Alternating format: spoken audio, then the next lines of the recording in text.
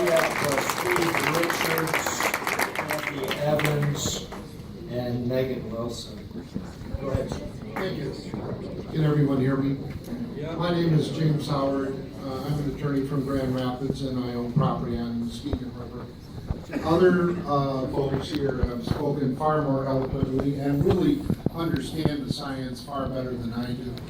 One of the things that troubles me about this permit application is that nobody seems to know how big this aquifer is. That really troubles me. When I asked DEQ representatives outside, I said, do you know how big this aquifer is? Because Nestle wants to pump out 400 gallons per minute, but we don't know how big it is. I was told, well, we're working off of a model, and as someone else said, a model is as good as the information you put in, or it may be skewed based on the information you put in. I'm troubled by the fact that we really don't know how large the aquifer is, number one.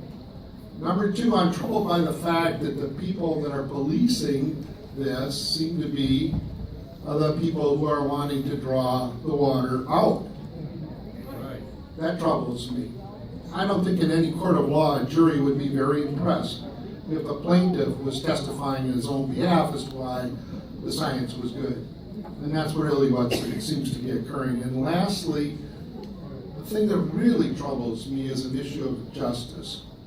I am really troubled by the fact that we are privatizing natural resources. We are allowing a foreign corporation, and I'm not opposed to corporations, and I'm not opposed to people making a reasonable profit, and I'm not opposed to the creation of jobs.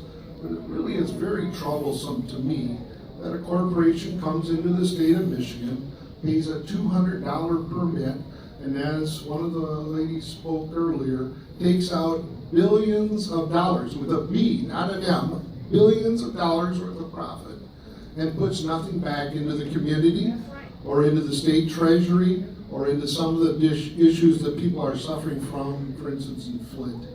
That to me seems to be an issue of justice. I know that's not necessarily what the DEQ is making its decisions on, but I want to make this statement because I think as a people of Michigan, need to say to our leaders, to Governor Snyder, to your legislatures and so on, this isn't right. It just isn't right.